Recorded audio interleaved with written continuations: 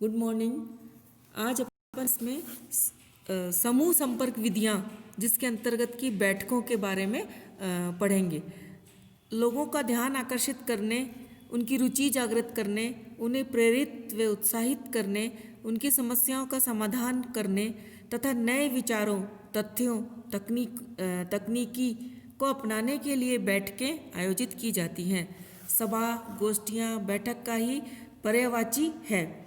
बैठक में लोग एक स्थान पर एकत्रित होते हैं तथा आपसी विचार विमर्श करके समस्याओं का समाधान करते हैं। बैठकों में 2 या 2 से अधिक व्यक्ति भाग लेते हैं। ये लोग किसी गांव, मोहल्ले या क्षेत्र के होते हैं। इनमें सभी धर्म, वर्ग, लिंग, संप्रदाय तथा आयु के लोग भाग लेते हैं। सभा आयोजन का विषय सबकी रुचि को ध्यान में रखकर किया जाता है। किसी उत्सव अथवा आयोजन से पूर्व भी लोगों की बैठक बुलाई जाती है जिसमें आपसी विचार विमर्श द्वारा आगे के कार्यक्रमों की तैयारी की जाती है। किसी सार्वजनिक महत्व के विषय में भी सामान्य बैठक बुलाई जाती है, जैसे टीकाकरण, स्वास्थ्य रक्षा, पर्यावरण सुरक्षा, स्वच्छ पेयजल व्यवस्था, परिवार नियोजन, जननी सुरक्षा आदि। अब बैठकों के चरण। बैठक के मुख्य 3 चरण हैं: बैठक का आयोजन, बैठक का संचालन और बैठक का अनुसरण। सबसे पहले अपन जिक्र करेंगे बैठक का आयोजन। बैठक का आयोजन के अंदर कुछ बिंदुओं को ध्यान में रखना चाहिए। सबसे पहले है विषय का चयन सोच समझकर करना चाहिए। ऐसे विषयों का चयन करें जो सबकी रुचि के अनुकूल हों। समय, दिनांक तथा स्थल का निर्धारण सोच समझकर करना चाहिए। ध्यान रहे, बैठक उस समय किया जाना चाहिए जब सभी लोग फुर्सत में हों तथा समय पर उपस्थित हो सके।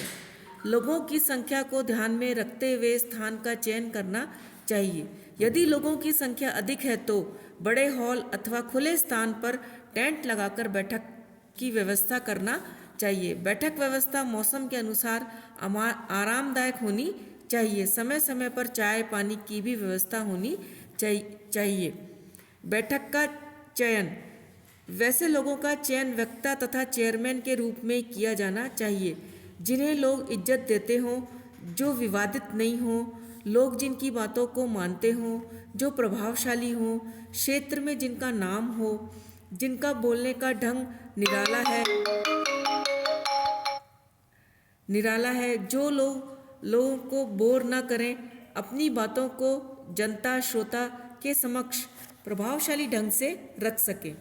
नेक्स्ट है विज्ञापन एवं प्रकाशन।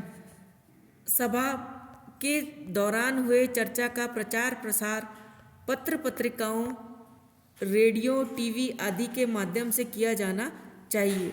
सभा आयोजन से पूर्व भी अखबारों में इसकी सूचना देनी चाहिए कि फला फला दिनांक को फला समय पर एक बैठक का आयोजन किया जा रहा है। इसमें बड़ी संख्या में लोग उपस्थित रहें। बैठक के मुख्य अतिथि मिस्टर राम, अध्यक्ष मिस्टर कृष्ण, विशिष्ट अतिथि मिस्टर रहीम, लखन होंगे। बैठक के पश्चात जो बातें निकलकर सामने आई हो उनकी भी प्रचार प्रसार अखबारों, पत्र पत्रिकाओं द्वारा की जानी चाहिए। अब बैठकों से हमें क्या लाभ है? बैठक जनसंपर्क का एक बढ़िया साधन है। इसमें एक समय पर एक ही साथ ढेर सारे लोगों से चर्चा आमने सामने हो जाती है। बैठकों में लोगों के विचार सुने समझे जाते हैं तथा उनके आधार पर कार्यक्रम को शीघ्र ही क्रियात्मक रूप दिया जा सकता है। लोगों की समस्याएं की जानकारी मिल जाती है जिसके आधार पर उनका समाधान किया जाता है। इसमें प्रजातंत्र की भावना का विकास होता है। लोगों को अपनी बातें कहने सुनने का अवसर दिया जाता है। सूचनाओं का प्रचार शीघ्रता से होता है क्योंकि लोग आपस में बातें करके दूसरे लोगों को भी बैठक की चर्चा के बारे में बताते हैं। असत्य बातों को प्रचारित होने से रोका जा सकता है। कम से कम समय में अधिक से अधिक लोगों के साथ इंटरेक्शन हो जाता है। अब इसकी सीमाएं।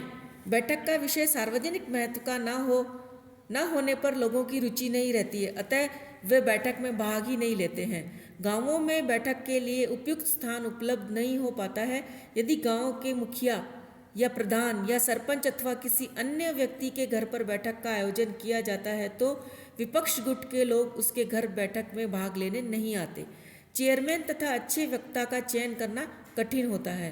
संपूर्ण कार्यक्रम यदि सोच समझकर पूर्व में ही नहीं निर्धारित किया जाए तो बिखराव एवं फूट की स्थिति उत्पन्न हो जाती है। आपसी विवाद होने से निश्चित लक्ष्य तक पहुंचना कठिन हो जाता है। मौसम की खराबी बैठक को असफल बना सकती है। स्वार्थी लोगों के कारण प्रगति में बाधा होने से अनिर्णय की स्थिति उत्पन्न हो जाती है। समूह विवाद होने का भय रहता है। परिणामतः कार्यक्रम सफल नहीं हो पाता है। अब है नेक्स्ट, इसके अंदर मतलब जो है डिस्कशन मीटिंग। चर्चा बैठक के प्रमुख प्रकार हैं व्याख्यान फोरम, पैनल वार्ता, समूह साक्षात्कार, सिंपोजियम, वाद विवाद वार्ता, कार्यशाला और सेमिनार। इन सब के बारे में थोड़ा थोड़ा मतलब अपन जो है इसके बारे में पढ़ेंगे। व्याख्यान फोरम या सबसे पहले वार्ता फोरम। इस प्रकार के व्याख्यान फोरम में 2 या 2 से अधिक व्यक्ति अपनी वार्ता श्रोता के समक्ष प्रस्तुत करते हैं। विषय विवादिता हो सकता है। इसके अंदर लोग एक दूसरे की बातों की काट नहीं करते। अंत में प्रश्नोत्तर रखा जाता है। सभी सभा में उपस्थित श्रोता वक्ता से प्रश्न पूछ सकता है। इसमें चेयरमैन का क्या कर्तव्य होता है? व्याख्यान फोरम में चेयरमैन कुछ जो ये नीचे दिए हुए कार्य हैं उनको करता है। जैसे वार्ता किस विषय में आयोजित हो रही है इसके बारे में श्रोता को बताता है, लोगों को स्पीकर के बारे में संक्षेप में जानकारी देता है, उनकी योग्यताओं के बारे में बताता है। प्रश्नोत्तर काल में वक्ता तथा श्रोता के बीच संबंध बनाने में सक्रिय योगदान देता है। श्रोताओं को प्रश्न पूछने के लिए उत्साहित भी करता है। अब है वक्ता का कर्तव्य। एक कुशल, अनुभवी एवं योग्य वक्ता को अपनी वार्ता प्रस्तुत करते समय कुछ बातों को ध्यान में या कुछ सिद्धांतों को ध्यान में रखना चाहिए।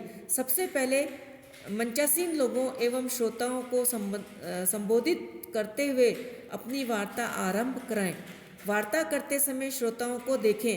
ऐसा नहीं हो कि छत, धरती, ऊपर नीचे या खिड़की को झांके। ऐसी क्रियाएं आत्मविश्वास में कमी को प्रदर्शित करती हैं।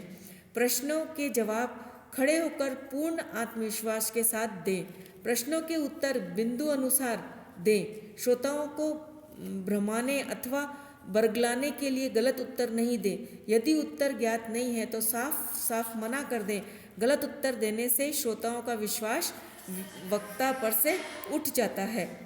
अब इसके बाद में नेक्स्ट है पैनल वार्ता। 4 से 6 सदस्य अर्धवार्ताकार स्थिति में श्रोता की तरफ मुंह करके बैठते हैं। जो विषय उन्हें दिया गया है उस पर विचार करके श्रोताओं के समक्ष प्रस्तुत करते हैं। पैनल के नेता वक्ता के बारे में बताता है।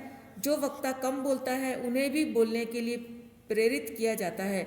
श्रोताओं की बारी आने पर वे भी बोलते हैं। पैनल के सदस्यों का चयन अत्यंत बुद्धिमत्ता पूर्वक सोच समझकर किया जाता है। उनका चयन किसी बड़े विद्वान व्यक्ति द्वारा किया जाता है।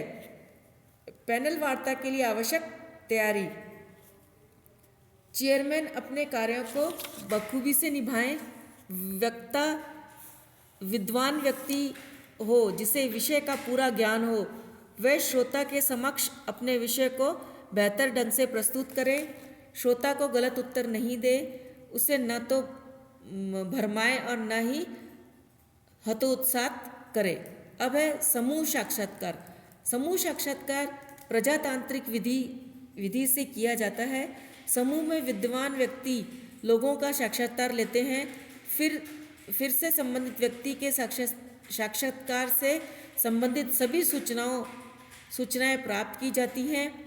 एक्सपर्ट इंटरव्यू देने वाले व्यक्ति के संबंध में अपना कमेंट देते हैं।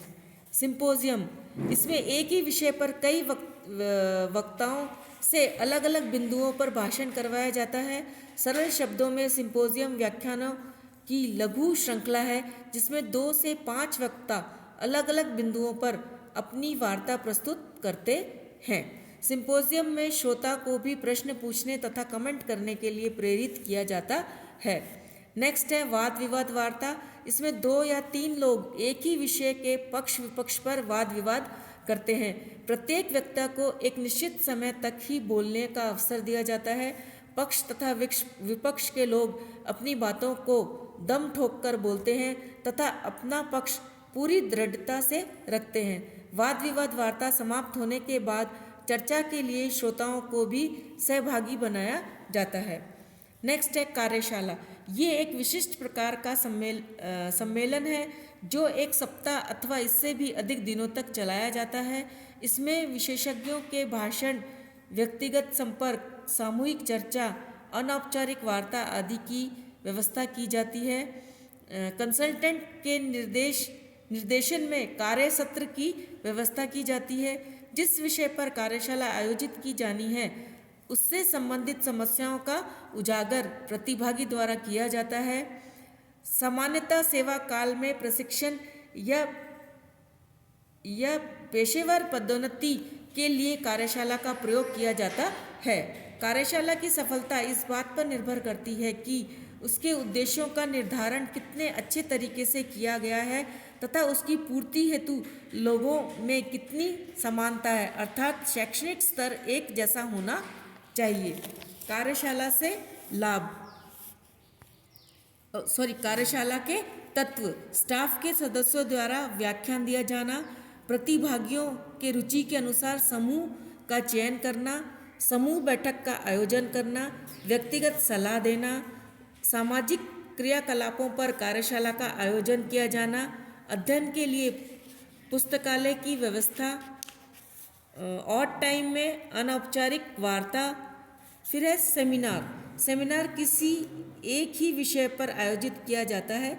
इसमें वक्ता एवं श्रोता आमने सामने बैठते हैं। विषय में पारंगत विद्वान सेमिनार में अपना शोध पत्र प्रस्तुत करते